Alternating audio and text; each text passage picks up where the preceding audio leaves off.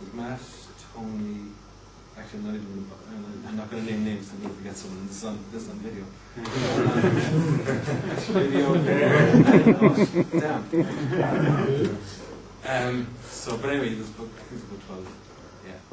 Would you ever feel like doing a bit like anyone on everything you're on the virtual organisation? Yeah. What have you learned just actually making that work on a day-to-day basis? Well, I was actually going to get onto that.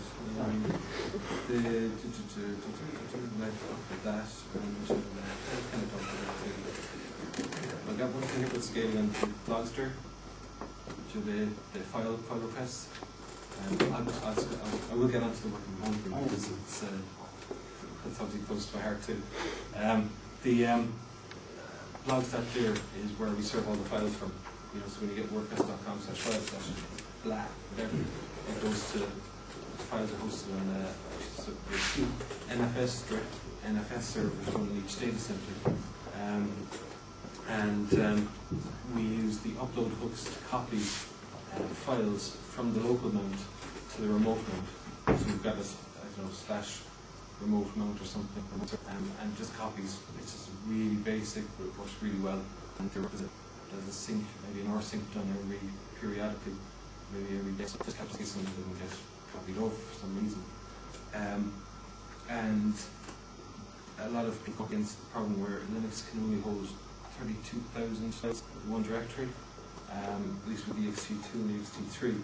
So what we did was just hash, as with the database, just hash the MD5 blog ID, take the first 3 characters, make a directory in the blogs.dir directory, and put all the move all the blogs and file into those directories. So you have blogs.dir /ch1/2/files/whatever. So you get a hell of a lot more. 32,000 496 by 32,000 blogs. It's quite a lot, I think. We're up to 600,000 odd blogs on the site, so I don't think we're going to come up against any problems anytime soon. Yeah, we use NFS, of course. I never thought it would be quick enough, but I think probably the file system caches stuff as well, caches files.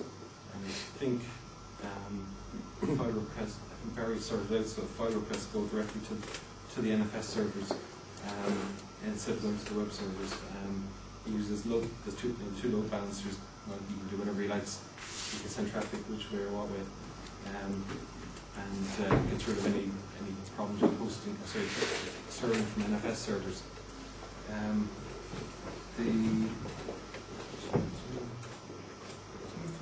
was supposed to finish up with.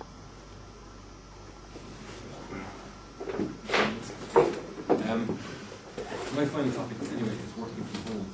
Because, I was going to talk about subversion and stuff like that, but probably draw a blank there. Send them to sleep in this warm room. Anyway, I work from home and in Blarney, and I work in a small office, and you may have seen my blogs are pretty close to pictures. That's a bit too intrusive. But we all work from home. True, our investors in the company, they do have offices on Pier 38 in San Francisco, and I think Matt works there. So Maya, she's an admin person. She works there, I think, from time to time, and it's a location for meetings as well, I think. But everybody works from home. Andy's in Austin. I think Ryan is over San Francisco direction. Matt's in his apartment. I'm in Cork. Mark is over in the UK, and we're all working out from home. We're working well, obviously saving a lot of costs from the company. I think when you're working home, when you work for a company, I'm working as a self-employed person, so I got a really self-employed person. I've got to do things like contract return and the business growing. So it's actually good because, well, I'm registered for VAT, so it's you can, if I need stuff, if I need to buy stuff, I can pay the VAT back, things like that. I think if you're working for yourself, and even though if you're not breaking with it, 25,000 or 50,000 threshold for VAT, you should just register anyway, because you're getting one tax back.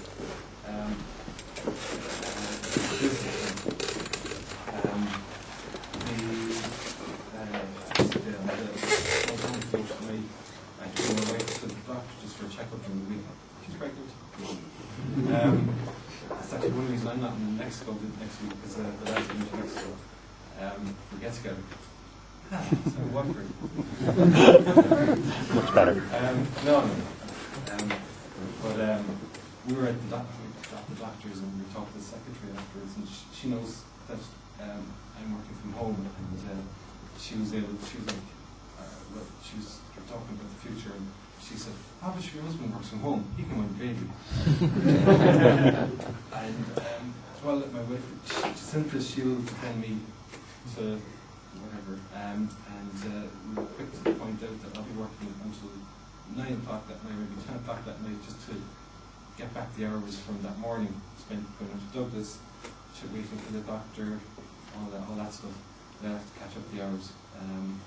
I think you have to be very, very responsible and dependable. You have to be dedicated to what you're doing. You have to hopefully like what you're doing to work from home. Because if you don't like it, you're not going to do the work. You have to catch up the hours because you don't want to steal from your employer. It's just, anyway, I do love what I do, so I don't want to be paid for it. I have a keyword here, lonely. I don't know if anybody else works from home, but it can get very lonely because you're not meeting people. Even if you're meeting it's in the office who you don't like. Interaction with humans. And sometimes when you get up in the morning, you go into your office, right, okay, what do I do now? Alright, it's emails, yeah, okay, that's really exciting. ARC, go on, yeah. You have to keep yourself motivated. I think probably getting out to go for lunch, which if you're self-employed, you can claim as it is expensive. You can get out for lunch, we got a dog during the summer, a rescue dog, and he's been absolutely amazing for getting to know all the neighbours around the place. It's the reason also just to get out a couple of times during the day, because I probably would not in that house. I'd stay in all day without him. It's kind of weird actually. You find yourself cut off from the rest of the world. So here I'm just like, oh my god, all these people are looking at me. There's too many people. How do you mainly communicate with your domestic? Well, we talk about the internet, obviously. IRC, IM, email, blogs, wiki, track, and I even got the phone thing, Skype working, and I was talking to Barry, like, oh, cool, I haven't talked to you lately, but then again, I think everybody hates talking on the phone, so the mails do. Well, I'm making a comment. But, I find that, whenever we got together like in San Francisco, and it was very intensive, it was very enjoyable, mixing ideas up, discussing stuff. It was very important actually to meet up. Over here on this side of the Atlantic, you can feel very, very cut off. I can feel cut off from what's happening over in the States, especially when if you're reading Robert Scholes' blog or Thomas Hawke or any of those guys who are talking about what's happening in San Francisco, and all these amazing things, parties happening, Matt gets invited to parties or whatever, and go to the local pub and meet some fellas, yeah. I think you just need to get out and work hard at your own friendships, it's work isn't your life, although I know I've created friendships at work as well, so thankfully they're still around. This won't be forever, but hopefully it'll last a good long while, because I get to meet people like Guy and I talk to people. I should talk about that for cool. Sorry, just in communication, do you have conference calls and things like that? Not very often, but I don't. But occasionally I'll have myself and Matt might say, talk over IM, just to talk about various new projects maybe. Like I think we I don't know if you saw, we released an MP3 player, Flash player for the site, and we were talking about that on Friday morning. He just asked how it's getting on. So it is nice. It's nice to be able to, we converse all the time, but rarely have conference calls. We work pretty well at communicating. I think you have to communicate well with other people, because you don't. When you're talking to a person online, they can't see your face. They can't see that you're mad or that you're sad or whatever. You have to express yourself well. I think possibly if we had conference calls, it would possibly make us all, work very well, because we're all developers and possibly it's difficult to know who's talking on a conference call basically. You have to kind of shout your name. Right, this is me, Donncha. I want to do this. The least for IRC will be everything logged, so you can go over the logs as well. And do you ever find that you pick things up maybe the odd time the wrong way, or anything, as opposed to being in just 3 or 4 in a room, as opposed to going over the email? Yeah, it happens. But it also happened in my last job, where the boss would come in and say, "Right, Donncha, do this," and we might explain it, and like most bosses want it done yesterday. So we do it, and then say, "That's not what I want to be done." Not that. So yeah, it happens, but that's miscommunication. But it's human nature, I suppose. Do you find yourself working more towards is the company you work for, is it mainly American based? Yeah. And do you find yourself sort of working American hours so that you can IM and chat and that sort of stuff? Or When I get up, say if I get up at 7, I'll go check my email, check with them RC, I'll say morning lads, and actually chances are some of them are actually still working. It's probably about 11 or 12 at night their time, previous day. They're 8 hours behind us in San Francisco.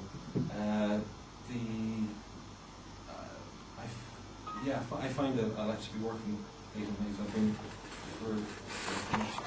laptop downstairs and just be typing away while I'm half watching or whatever. That's why you start I don't like it. So I think one of the things I've written down here is that when you're working from home, you actually never leave work. It's always on your mind, because when I go upstairs, there's a hum of a desktop machine, which even when you close the door, you can still hear it. It's a reminder. People talking, I should be looking up something. The other challenge with consumers is the noise coming from outside. I have earphones, soundproof earphones. Actually, I must find out if anybody works from home with kids. You don't work from home. Very big headphones. Sure noise cancelling headphones. Okay. We're going to bring the baby to craniopathy. Hopefully that can maybe quite fingers crossed. Actually, I had things here about, as I'm self-employed, back returns, get paid in dollars, which sucks. Companies that are depending on American customers, which is maybe get a much bigger salary, and the company's losing out on profits, but when you're self-employed and you pay in dollars, dollars went down 12%. That's a pay cut of 12%. That's a pay cut of 12% essentially. Yeah. But I started using advertising on my blogs, and that's kind of bring up the shortfall. Painfully, it's just $1. Fucking value. You never leave the job first thing in the morning, last thing at night. It's always in my mind. There's big nights where I go to bed and just can't sleep, or else my teeth are chattering, or even gnashing my teeth because I'm just worried through the night. Yeah, also you kind of turn the computer off sometimes. When it becomes too much, you're wreck tired, you have to do like say 12-hour days for last week, and just the hum of the machine because it's way too much. Just turn it off. Turn off the computer? No. Oh yeah, well actually I do bring the laptop downstairs. Getting the laptop has been the best thing but the worst thing, because I've read people who work from home, they say you should have one office where you do all your work, the rest of the home is your home. It's where you relax. Well, Oscar, our dog, it's very needy, he's very upset if I leave him downstairs. So I'll bring the laptop downstairs into the kitchen, he'll go for a rest, he'll lie down, go for a sleep in his box, and he's nice and comfortable. And there's me typing on the kitchen table. It's kind of nice too, but, you know, what was the question? Oh yeah, well it is hard to turn off. Anyway, if I didn't enjoy it, I wouldn't find it hard to turn off, but I do enjoy hacking on stuff and trying to do cool stuff. It's like, it's a hobby as well as work. So it might be hard to do, but I don't mind doing it sometimes. A lot of the time.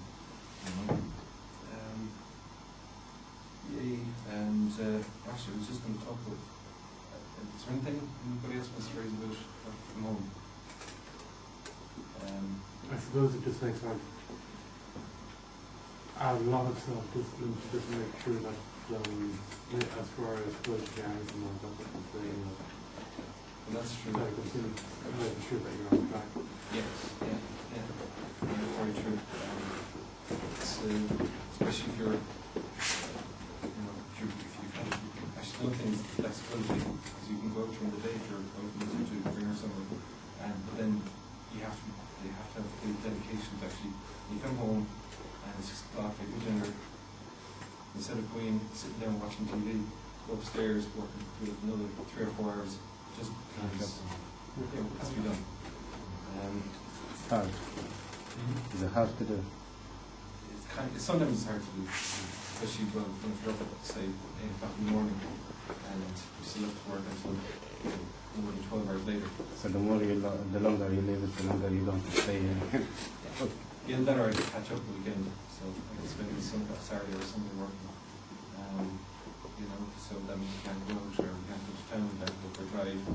But Would work on hand half and half, say 3 days in the office and 3 days at home? Well, my office, there isn't any office, and Automatic is over in San Francisco, so I'm the only Irish employee. Yeah.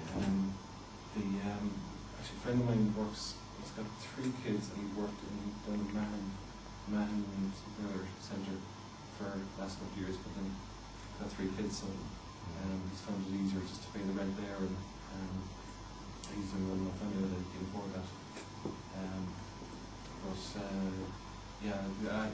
Just the way things worked out. Working from home, it works pretty well. I'd say overall it's a really positive experience. Let's get into the hang of it. The other thing actually I wanted to talk about was Nestle. It's kind of like probably one of the guys who cache stuff, and they serve it all over the world. We use Nestle as well. They're the same thing. So they cache and accelerate our requests. So when you actually hit Wordpress.com, you might not be hitting the databases. You may have noticed, if you use blog lines, you might have noticed the error messages coming up on some WordPress feeds. That's the Netly server. I'm not sure exactly what caused it, but it happens occasionally, very occasionally. I'm not sure exactly how they were integrated into our servers, but they sit between our servers and the users, so they make things better for obviously people far away from us, Australia, Asia, actually we've a lot of users over in China, so it makes things faster for them, possibly across in Europe as well too. should make things faster. You're not blocked by the great firewall kind of. It is how well, we weren't for ages, but then they caught on to us. But then there is people still, there's people practicing throughout the square, and they're still getting online, and they're writing posts, which is kind of cool. Blogging was hit, and was blocked really, really quickly, I think. But I can't remember what date it was that WordPress got hit. Is blogs on this still okay? No, it's blocked, and then we moved servers. It took me about 2 weeks. Oh no! God, that's quick. I remember we certainly had a huge amount of traffic coming from China. It probably still is through proxies. There's a huge amount of people over there. They're growing wealth and middle class people there, and it's a big market. Actually, Germany is another place because I think we're working on a German WordPress site as well, and that's another big market for us. But obviously, I think in the US would be the largest market. Most of the blogs are English speaking. Who's going to talk about SVN? Sorry, can I ask about your plans for the WPMU in the sense of a wrapper around the core WordPress code? How do you plan to always keep WPMU with the latest release of WordPress? So if WordPress 2.1 comes out, how long would it be for? Yeah. Oh yeah, we do. Yeah. Does that just work automatically into a download of WPMU? Well, what I do every day, well, whenever there's any changes to the core, I update my own working area. I use Vim to merge changes from the core into WPMU, and also check the latest subversion. 2.1 is going to be released next week, so there's another WPMU. One is going to go up next week. That's how I was reading about the versioning numbers. Yeah. If there's 1.0, you'd update the version. Yeah. And then after that, then we'll still track the unstable WordPress, and it will be available. If you keep updating your WPMU install from the subversion, you have the absolute latest WordPress and the latest WPMU. Might not be, possibly after 2.1 comes out, it might not be that stable because new features are going to go into WordPress. But if you use WordPress MU 1.1, I think that will probably suit most people. You'll be on the cutting edge if you go for the line code. It's taking the risk.